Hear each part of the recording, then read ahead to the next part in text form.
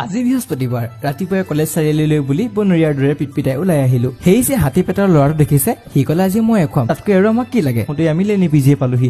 এইটো পিজিত কিন্তু গাৰ্লফ্ৰেণ্ডজনী পতাবলৈ মোৰ মন আছিল। এইফালে আকৌ আজি ৰে উইলিয়ামৰ হায়াৰ ছেকেণ্ডেৰী বিদ্যা আৰম্ভ হৈছে। ইহঁতৰ আকৌ প্লেন কুঁহিয়াৰক খোৱাৰ পুৱাৰ আশা এটা আছে। খোজকাঢ়ি আহি থাকোতে গাৰ্লছ কলেজে পালোহি।